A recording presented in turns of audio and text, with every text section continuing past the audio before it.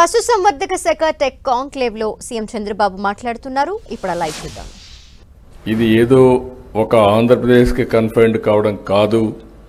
ఇది ఒక proof of concept గా ఉండాలి. ఇది ఒక గ్లోబల్ ఫోరం గా ఉండాలి. ఈ రోజు టెక్నాలజీ మెచ్యూర్ అయింది. దీన్ని ఏ విధంగా ఆలోచించాలో ఆలోచించి ఒక 5-6 సంవత్సరాల కంటే ముందు ఈ ఆర్గనైజేషన్ స్టార్ట్ చేశాం. ఇక్కడ డబ్బులు ముఖ్యం కాదు. Technology is available now. మొన్నటి వరకైతే మనం క్వాంటమ్ వ్యాలీ గురించి, క్వాంటమ్ కంప్యూటింగ్ గురించి మాట్లాడలేదు. హైదరాబాద్లో ఆ రోజు నేను స్టార్ట్ చేసింది ఐటెక్ సిటీ విత్ ఐటీతో స్టార్ట్ చేస్తే ఎగ్జాక్ట్గా 25 సంవత్సరాలు. ఈరోజు ప్రపంచంలో ఎక్కడికి పోయినా అక్కడ భారతీయులు ఉన్నారు, అందులో తెలుగు వాళ్ళు ఉన్నారు. హైయెస్ట్ పర్ క్యాపిటా ఇన్కమ్ సాధించిన ఏకైక వ్యక్తులు ఎవరంటే భారతీయులు అని చెప్పి కూడా నేను మీకు తెలియజేస్తున్నా. అమెరికాకు పోయినా, ఆస్ట్రేలియాకు పోయినా, ఎక్కడికి పోయినా అందులో 35% తెలుగు వాళ్ళు ఉన్నారు. దీనికి కారణం సింపుల్గా మీరందరూ ఆలోచిస్తే, మనం ఆర్థిక సంస్కరణలు 91లో వచ్చాయి. అంతవరకు లైసెన్స్ రాజ్యం ఉండేది. ఏ పని చేయాలన్నా గవర్నమెంట్ పర్మిషన్ ఇస్తేనే ఆ పని చేసేవాళ్ళం. ఎప్పుడైతే ఆర్థిక సంస్కరణలు వచ్చాయో లిబరలైజేషన్ స్టార్ట్ అయింది. అదే సమయంలో మన దేశంలో ఐటీ అప్పుడప్పుడే ఎవాల్వ్ అవుతుంది. దాన్ని మనం అడ్వాంటేజ్గా తీసుకున్నాం. అంటే ప్రపంచంలోనే ఐటీ ఫస్ట్ మూవర్ అడ్వాంటేజ్ తీసుకున్న దేశం, అందులో రాష్ట్రం ఆంధ్రప్రదేశ్ అని చెప్పి కూడా నేను మీకు తెలియజేస్తున్నా. అది అనదర్ అడ్వాంటేజ్.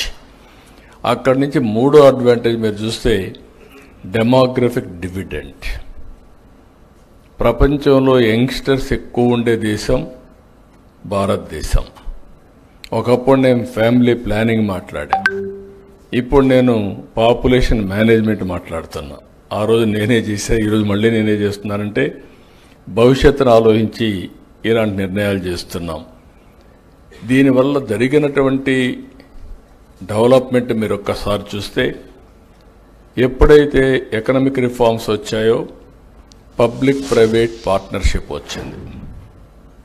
అంత మునుపు ప్రభుత్వాలు డబ్బులు లేవు, మేమేమి చేయలేము అని చెప్పే దగ్గర నుంచి పబ్లిక్ ప్రైవేట్ పార్ట్నర్షిప్తో ఏ పనైనా కూడా సుజావుగా చేసే పరిస్థితికి వచ్చారు. ఒక రోడ్డు కావాలి, ఒక టెలిఫోన్ సర్వీస్ కావాలి, పవర్ కావాలి, లేకపోతే ఒకటి కాదు, అనేక సేవలు అందించడం దీంట్లో ప్రారంభమైంది. దీంతో వెల్త్ పెద్ద ఎత్తున క్రియేట్ అయింది. ప్రజలకు సదుపాయాలు వచ్చాయి. ఒకప్పుడు విశాఖపట్నం నుంచి విజయవాడకు రావాలంటే నరక యాతనగా ఉండేది. నేను చీఫ్ మినిస్టర్గా ఒకసారి నెల్లూరుని తిరుపతికి పోవాలంటే ఒక్కొక్క రోడ్డు 5-6 అడుగుల కిందనుండేది. గుంతలు, గోతులు చాలా భయంకరంగా ఉండేటివి. దీనివల్ల ఏదైతే ఇప్పుడు నేషనల్ హైవేస్ చూస్తే one of the best roads వచ్చాయి. ఒక విధంగా చెప్పాలంటే ఒకసారి సంతోషం. మలేషియాను చూశాను నేను ఆ రోజుట్లో. చిన్న దేశం, బుడ్డ దేశం, 2 కోట్ల జనాభా. వాళ్ళది east west corridor 8 lane road. ఇది ఎర్లీ 90sలో.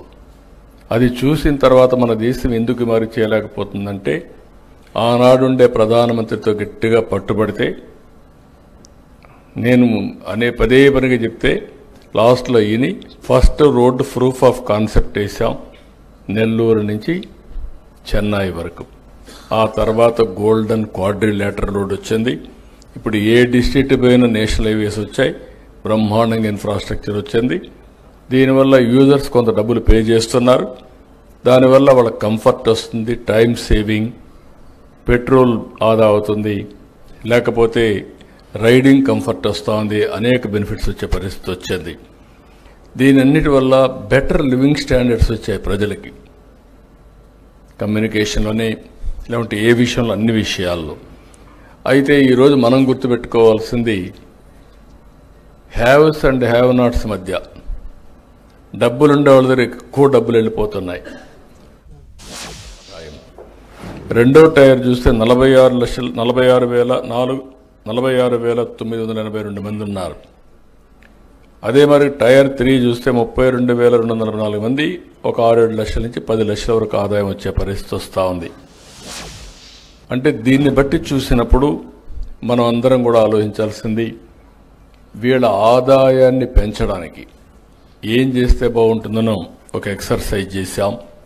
మీరు ఒకే విషయం మనం గుర్తుపెట్టుకోవాల్సిన అవసరం ఉంది. తెలుగుదేశం పార్టీ ఎప్పుడు కూడా ఆలోచించేది ఒక విజన్తో ఆలోచిస్తాం.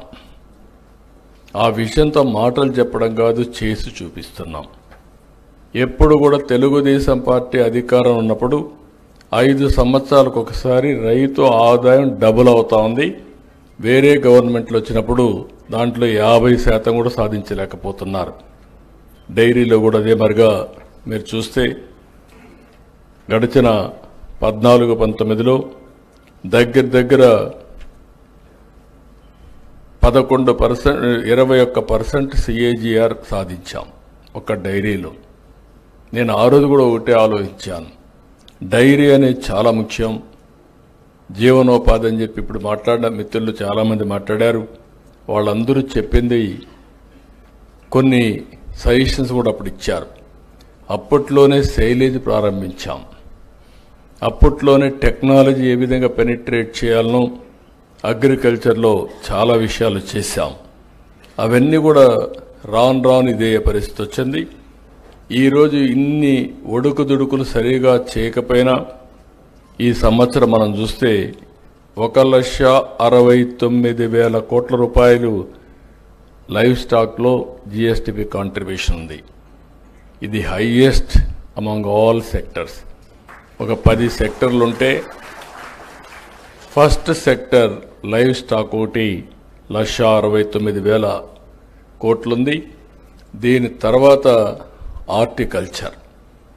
హార్టికల్చర్ కూడా చాలా ఫాస్ట్గా గ్రో అవుతా ఉంది. మీరు ఒకసారి చూస్తే 18 లక్షల హెక్టార్లో హార్టికల్చర్ ఉంది. 1,55,000 కోట్ల రూపాయలు GSTP కాంట్రిబ్యూషన్ వస్తుంది. వ్యవసాయం దగ్గర ఇప్పుడు చేసేదే చూస్తే 50 లక్షల హెక్టార్లు వ్యవసాయం చేస్తారు. వాళ్ళ ఆదాయం 51,000 కోట్ల రూపాయలు GSTP కాంట్రిబ్యూషన్ ఉంది. 18 లక్షల కాంట్రిబ్యూషన్ 1,55,000 కోట్లు. 50 లక్షల హెక్టార్ల కాంట్రిబ్యూషన్ 51,000 కోట్ల కాంట్రిబ్యూషన్. అది చూసిన తర్వాత మొన్నే ఆదేశాలు ఇచ్చాను, డబల్ చేయమని. 18 లక్షల హెక్టార్లని 36 లక్షల హెక్టార్లు రాబోయే 5 ఏళ్లు చేస్తే వీళ్ళ ఆదాయం కూడా డబుల్ అవుతుందనే ఉద్దేశంతో ఆదేశాలు ఇచ్చాను. దాని టెక్నాలజీ కూడా ఇంటిగ్రేట్ చేస్తున్నాం. అవన్నీ చేస్తే చాలా వరకు ఉపయోగపడుతుంది. ఈరోజు ఇంకొక పక్క చూస్తే మీరు దేశంలో వ్యవసాయ రంగంలో ఫాస్ట్ గ్రోయింగ్ స్టేట్ ఆంధ్రప్రదేశ్. వ్యవసాయ రంగంలో మనం నెంబర్ 1, దాంట్లో సందేహం లేదు. అయితే ఇక్కడ వచ్చింది ఏంటంటే మీరు గుర్తుపెట్టుకోవాల్సిన 2 ఉన్నాయి.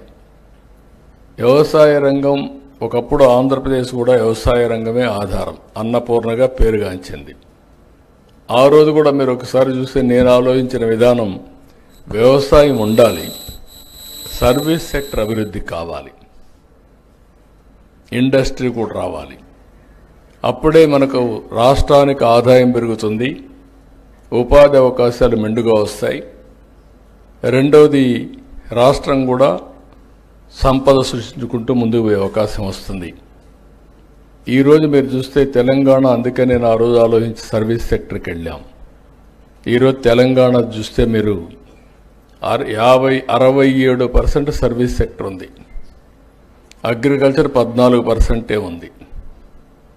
ఇంకొక పక్కన ఇండస్ట్రీ 21% మిగిలింది ఉంది. ఆంధ్రప్రదేశ్కి వస్తే సర్వీస్ సెక్టర్ 46% తగ్గిపోయింది, 44% ఉంది. వ్యవసాయం చూస్తే 32%కి వెళ్ళింది. ఇంకొక పక్కన వ్యవసాయ రంగం బాగా ఉంటే అందరికి ఆదాయం వస్తుంది, అయితే రాష్ట్రానికి ఆదాయం ఎక్కువ రాదు. అది కూడా గుర్తుపెట్టుకోవాలా. తెలంగాణలో హైదరాబాద్ వల్ల 75% గవర్నమెంట్ ఆదాయం హైదరాబాద్ నుంచే వస్తుంది, సర్వీస్ సెక్టర్ నుంచి వస్తుంది. జీఎస్టీపీలో రాష్ట్రంలో ఏ రాష్ట్రాలు మీరు చూస్తే వ్యవసాయ రాష్ట్రం మంది అయితే 6.3% ఆదాయం వస్తుంది. తెలంగాణ 9.3% జీఎస్టీపీలో ఆదాయం రాష్ట్రానికి వస్తుంది. ఎక్కువ డబ్బులు వస్తే ఎక్కువ పనులు చేయగలుగుతాం, తక్కువ డబ్బులు వస్తే చేయలేం. కానీ ఇక్కడ నా సంతోషం ఏంటంటే కనీసం రాష్ట్రానికి ఆదాయం రాకపోయినా రైతులకు ఆదాయం వస్తే రైతులు బాగుపడతారనే ఉద్దేశంతో ఈరోజు వినూత్నంగా ఆలోచిస్తున్నాం. మీరందరూ గుర్తుపెట్టుకోవాలి, ఫుడ్ హ్యాబిట్స్ మారాయి. ఒకప్పుడు అందరూ రైస్ తినేవాళ్ళు, కొన్ని ప్రాంతాల్లో రాగి తినేవాళ్ళు, కొన్ని ప్రాంతాల్లో జొన్నలు తినేవాళ్ళు.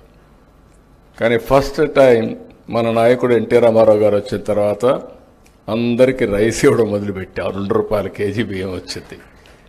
కరువు ప్రాంతాల్లో అప్పుడప్పుడే రైస్ తినడం ప్రారంభించారు. కానీ ఈరోజు వచ్చిన పరిస్థితులు మారాయి. రైస్ ఎక్కువ తింటే డయాబెటీస్ వస్తుంది. ఫుడ్ హ్యాబిట్స్ దీనివల్ల మారిపోతున్నాయి.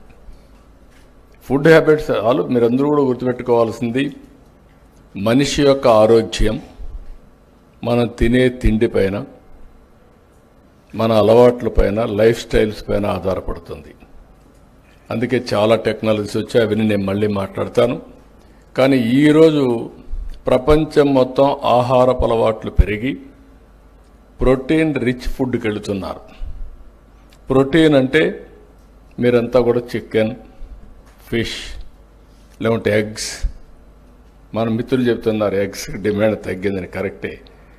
కానీ ఎడ్యుకేషన్ కూడా అవసరం. కనీసం నేనైతే మార్నింగ్ అయితే బ్రేక్ఫాస్ట్ ఉండదు, ఓన్లీ ఆమ్లెట్ ఉంటుంది. అది నా మొత్తం లైఫ్ స్టైల్లోనే మార్చుకున్నాం. ఈ విధంగా ప్రతి ఒక్కరు కూడా మార్చుకుంటున్నాం. ఒక పక్క ప్రోటీన్ అయిన తర్వాత ఇంకొక పక్క మీరు చూస్తే మిల్లెట్స్ ఇవన్నీ కూడా వస్తున్నాయి, బ్యాలెన్సింగ్ కోసరం. ఇంకొక పక్కన ఫ్రూట్స్ అండ్ వెజిటబుల్స్ బాగా పెరుగుతున్నాయి. ఈ విషయం కూడా గుర్తుపెట్టుకోవాలి. దీనివల్ల ఇప్పుడు మొత్తం ప్రపంచం అంతా కూడా హార్టికల్చర్కి ఎక్కువ ప్రాధాన్యత వచ్చింది. అందుకే నేను కూడా మొత్తం చేంజ్ చేస్తున్నాను. హార్టికల్చర్కి ఎక్కువ ప్రాధాన్యత ఇచ్చి ఈరోజు మీరు చూస్తే నేను లాంగ్ బ్యాక్ ఆనాటి ప్రధానమంత్రి గారిని కన్విన్స్ చేసి వాజ్పేయి గారిని మైక్రో ఇరిగేషన్ ఎట్టుండాలో నేను ఒక రిపోర్ట్ ఇచ్చాను. ఆ రిపోర్టే ఇప్పటికి కూడా మైక్రో ఇరిగేషన్ ఒక బైబిల్ మారిగా, ఒక భగవద్గీత మారిగా దాన్నే ఫాలో అవుతున్నారు. అందుకే నేను గర్వంగా చెప్పగలుగుతున్నా, ఈరోజు 5 సంవత్సరాలు ₹1 కూడా వీళ్ళు ఇవ్వలేదు. మళ్ళీ ఈ సంవత్సరం పికప్ చేశాం. దేశంలో మైక్రో ఇరిగేషన్కి నెంబర్ 1 రాష్ట్రం ఏదంటే దానికి చిరునామా ఆంధ్రప్రదేశ్. 16 లక్షల హెక్టార్లలో మైక్రో ఇరిగేషన్ పెట్టాం, ఆటోమేషన్ పెట్టాం. ఈరోజు మీరు మైక్రో ఇరిగేషన్ వచ్చినాక ఆటోమేషన్ వస్తే యాప్ ద్వారా ఎప్పుడు కావాలంటే అప్పుడు ఆన్ చేస్తారు, ఎంత టైం కావాలంటే అంత టైం నీళ్లు ఇస్తారు. అవసరమైతే నీళ్లు కరెక్ట్గా లేకుండా చెక్ చేసుకునే టెక్నాలజీస్ వచ్చేస్తున్నాయి. టోటల్ మెకనైజేషన్తో ముందుకు పోయే పరిస్థితికి వచ్చాం. ఇక్కడికి వచ్చినప్పుడు మళ్ళీ నేను అందుకనే అగ్రికల్చర్లో, అలైడ్ ఇండస్ట్రీస్లో ఒక వినూత్నమైన ఆలోచనలు చేస్తున్నాం. ఇవి చేస్తూనే లాజికల్గా తీసుకుపోవడం కోసం మళ్ళీ ఫుడ్ ప్రాసెసింగ్ ఒక ప్రత్యేకమైన శ్రద్ధ పెట్టి ఒక సెక్రటరీని దానికి పెట్టాం. చిరంజీవులు ఇంతమంది హార్టికల్చర్ బాగా చేశాడు, ఆయన ఈరోజు ఇన్ఛార్జ్ పెట్టి దీన్ని కూడా ప్రాధాన్యత ఇచ్చామని చెప్పి కూడా నేను మీకు తెలియజేస్తున్నా. అయితే ఇక్కడికి మీరు వచ్చినప్పుడు నేను కొన్ని విషయాలు మీరు చూస్తే కొన్ని సమస్యలు కూడా ఇక్కడ నేను వచ్చినప్పుడు చూశాను. రాబోయేది టెక్నాలజీ యుగం. సమర్థత పెంచుకోవాలంటే అందరూ టెక్నాలజీతో ముందుకు పోవాల్సిన అవసరం ఉంది. ఈరోజు గవర్నమెంట్,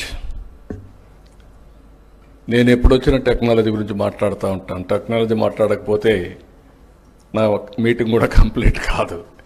ఎందుకంటే మీలో అవేర్నెస్ రావాలి. దానికి నేను గర్వంగా చెప్పగలుగుతున్నా. ఈరోజు చాట్ జీపీటీ ఎక్కువ వాడేవాళ్ళు ఎవరున్నారంటే ఇండియన్స్, అందులో ఎక్కువ ఎవరు ఉన్నారంటే తెలుగు వాళ్ళు ఉన్నారు. దీనికి గర్వపడుతున్నారని చెప్పి మళ్ళీ తెలియజేస్తున్నా. ఏ కూడా అడాప్ట్ చేసుకుంటున్నాం. అందుకే ఈరోజు చూస్తే నేను వస్తానే రియల్ టైమ్ గవర్నెన్స్ దీనికి ప్రాధాన్యత ఇచ్చాను. అన్ని డిపార్ట్మెంట్ డేటా అంతా తీసుకొస్తున్నాం. ఈరోజు ఆధార్ ఉంది. It is a game changer. ఇప్పుడు మీరందరూ ఇక్కడికి వచ్చారు. ఎవరు వచ్చారో చూసుకోవాలంటే వీడియోలు తీసేసి కంప్యూటర్లో పెడితే మీ పేర్లు వస్తాయి, మీ అడ్రస్లు వస్తాయి. That is the technology power.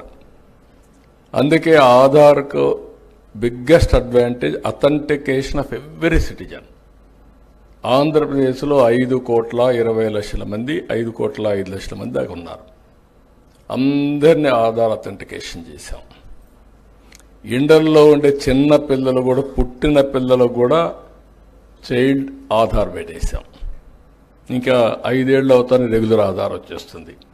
ఇంకొక్క వ్యక్తి కూడా ఆంధ్రప్రదేశ్లో ఇల్లీగల్ మైగ్రేషన్లు కానీ ఆధార్ లేకుండా ఉండే అవకాశం లేదు. రెండోది, ఆ ఇంట్లో ఎంతమంది ఉన్నారో ఆ 5 మందో 6 మందో ఒక ఇల్లు తీసుకొస్తున్నాం. ఆ ఇల్లు ఎక్కడుందో జియో ట్యాగింగ్ చేస్తున్నాం. రేపు ఎప్పుడన్నా వరదలు వస్తే, లేకుంటే ఎప్పుడన్నా విపత్తు వస్తే నేను మెడిసిన్ పంపించాలంటే కంప్యూటరైజ్ చేసి డ్రోన్ ద్వారా ఆ ఇంటి పైన పంపించి మీకు ఫోన్ చేసి చెప్పే పరిస్థితికి వస్తున్నాం. It is possible in technology. అదే సమయంలో అన్ని డిపార్ట్మెంట్లో ఇంటిగ్రేట్ చేసి రాష్ట్ర ప్రభుత్వం, కేంద్ర ప్రభుత్వం ఇచ్చే వెల్ఫేర్ అంతా బుక్ చేస్తున్నాం. సో దట్ ఏ ఫ్యామిలీకి ఎంత ఇస్తున్నాం, ఇంకా ఏమేం చేయాలి ఆ ఫ్యామిలీకి, ప్రతి ఒక్క కుటుంబానికి మెరుగైన జీవన ప్రమాణాలు రావాలంటే ఏం చేయాలనో ఈ ఎక్సర్సైజ్ కూడా చేస్తున్నాం. ఇంకొక పక్కన మీరు ఒకసారి చూస్తే ప్రపంచంలో నాలెడ్జ్ అంతా ఉంది. బిల్ గేట్స్తో, గేట్స్ అండ్ మెలిండా ఫౌండేషన్తో ఒక ప్రాజెక్ట్ చేస్తున్నాం. కుప్పంతో పైలట్ ప్రారంభమైంది. అది ఎవ్రీ హెల్త్ రికార్డ్ ఆన్లైన్లో ఉంటుంది. మీకు డిజిటల్ హెల్త్ రికార్డ్స్ ఇవ్వబోతున్నాం. జూన్ 15 కుప్పం పూర్తవుతుంది. 6 నెలల్లో చిత్తూరు జిల్లా పూర్తవుతుంది. 2 సంవత్సరాలు రాష్ట్రం అంతా పూర్తవుతుంది. బిల్ గేట్స్ నాకు చెప్పింది, ప్రపంచంలో ఎవరు చేయలేకపోతున్నారు, మీరే చేయగలుగుతారు, మీ మీద నమ్మకం ఉంది.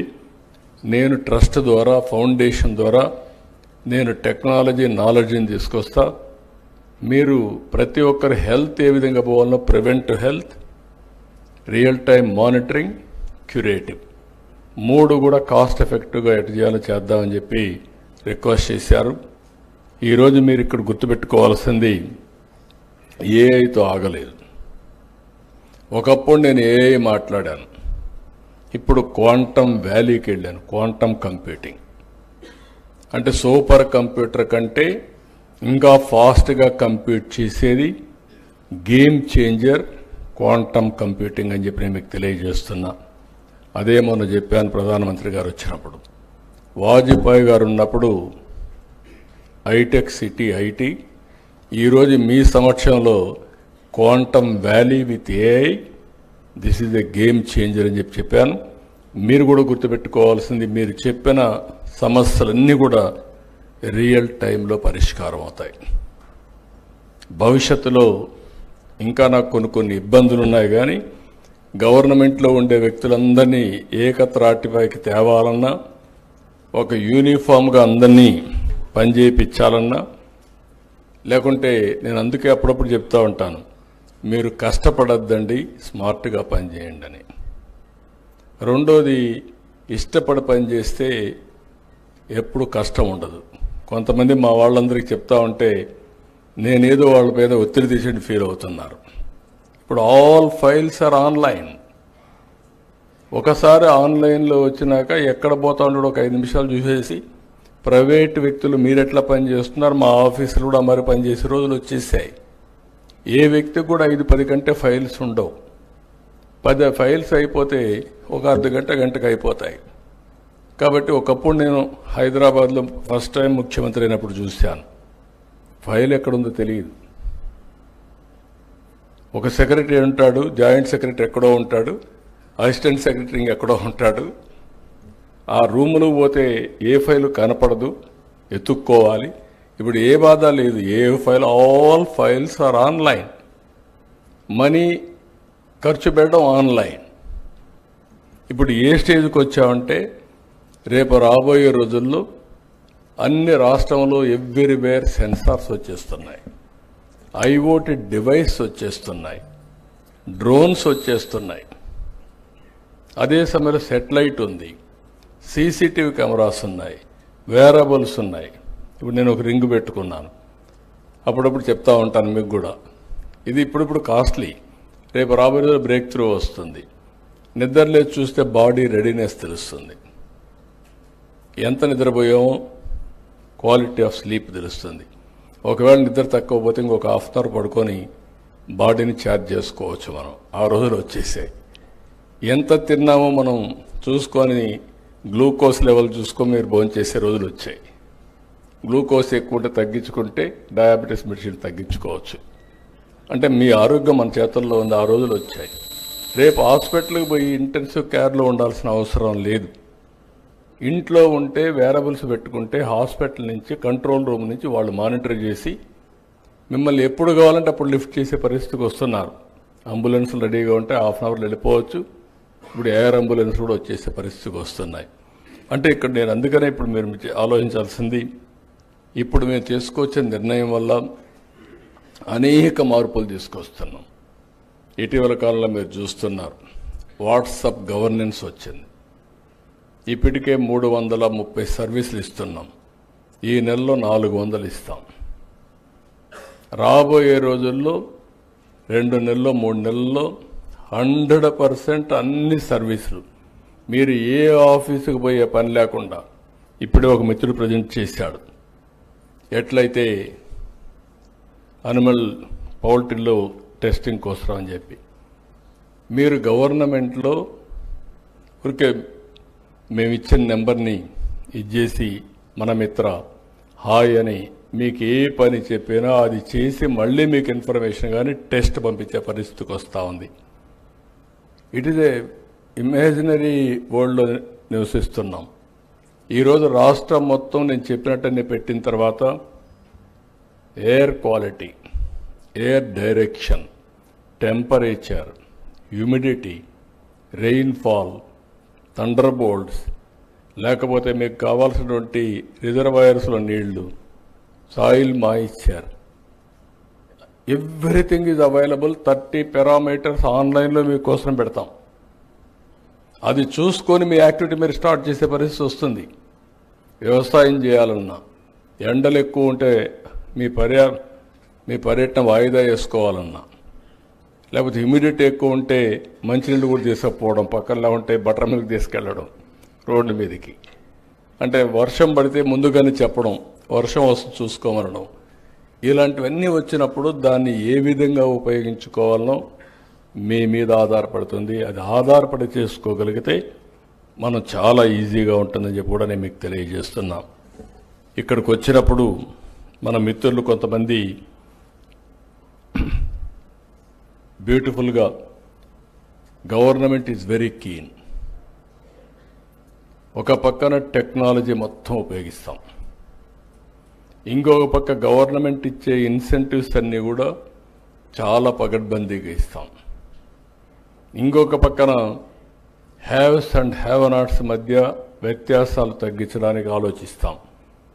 నేను ఎన్నోసార్లు చెప్పాను, ప్రతిరోజు ఉచితంగా ఇవ్వడం కాదు, ఒక చేప ఇవ్వడం కాదు, చేపను పట్టించే విధానం నేర్పించగలిగితే, ఆ సహాయం చేస్తే శాశ్వతంగా 10 మందికి మీరు సహాయం చేసే పరిస్థితి వస్తుంది.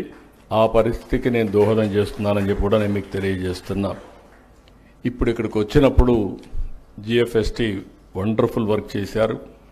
రాబోయే రోజుల్లో కూడా ఇంకా ప్రభుత్వం, జిఎఫ్ఎస్టీ లాంటి సంస్థలు, పారిశ్రామికవేత్తలు, ఎవరైతే ఇప్పుడిప్పుడు వచ్చే అప్కమింగ్ ఆంటర్ప్రెన్యూర్ స్టార్టప్ కంపెనీస్ అన్నీ కలిస్తే మనం వండర్ చేసే పరిస్థితి వస్తుంది. ఇప్పుడే రాహుల్ గోదార్, ఆధార్ మారిగా గోదార్ తీసుకొచ్చారు. సక్సెస్ రేట్ వచ్చి 96% ఎక్యురసీ. ఆల్ ఎనిమల్స్ని మనం ఐడెంటిఫై చేయగలిగితే ఆటోమేటిక్గా ఎనిమల్ వారుగా మనిషి వారుగా మనం ఎట్టయితే ప్లానింగ్ చేస్తున్నామో ఇప్పుడు ఎనిమల్ వారుగా మనం ప్లానింగ్ చేయడానికి చాలా ఈజీ అవుతుంది. ఇప్పుడే ఇంకొక పక్కన లైవ్ స్టాకిఫై సౌండ్ ఆఫ్ ది బర్డ్ చూస్తే యూ విల్ ఐడెంటిఫై 3 రోజుల దానికి రోగం వస్తుందా లేదా అని. It is possible. మీరు ఫోన్లో మీరు యాప్లో చూస్తే మీ టెంపరేచర్ చెప్పే పరిస్థితి వస్తూ ఉంది. ఇప్పుడు యాప్లో వచ్చేస్తున్నాయి. రేపు ఏమొస్తుందో తెలియదు నాకు. But everything is going on. ఇప్పుడు ఒకప్పుడు మేము చిప్ పెడితే బాడీలో పెట్టాలని ఆలోచించాము. ఇప్పుడు వేరబుల్స్ బాడీలో పెట్టక్కర్లేదు, బాడీ మీద ఎక్కడ పెట్టుకున్నా వచ్చే పరిస్థితి వస్తున్నాయి పారామీటర్స్ అన్నీ. కాబట్టి భవిష్యత్తులో ఇంకా ఇలాంటివి వస్తాయి. అయితే అతను చెప్పింది కొంచెం డబ్బులు ఎక్కువ చెప్పాడు. నేను కాదు, మీలాంటి వాళ్ళందరినీ startup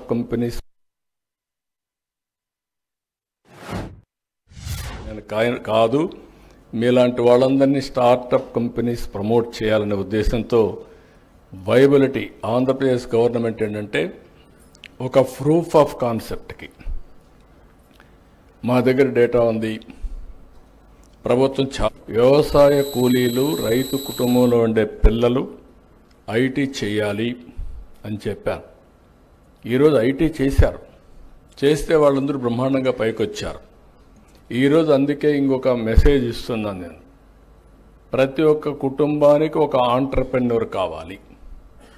1 family 1 entrepreneur. Ratan Tata innovation hub. Ratan Tata ఎందుకు పెట్టానంటే ఆయన చనిపోతానే పెట్టాను. ఎందుకు పెట్టానంటే ఒక స్ఫూర్తి. ఆయన జీవితంలో చాలా సమస్యలు ఫేస్ చేశాడు. వాళ్ళ ఫాదర్ మదర్ డివోర్స్ ఇచ్చుకున్నారు. ఇంట్లో సరిగా చూసే పరిస్థితి కూడా లేకపోతే నాన్నమ్మ అతన్ని పెంచి ఎక్కడికక్కడ నర్చర్ చేసింది. అక్కడి నుంచి ఒక కంపెనీని ఉన్నత స్థాయికి, ఈరోజు టాటా అంటే most respectable company in the country.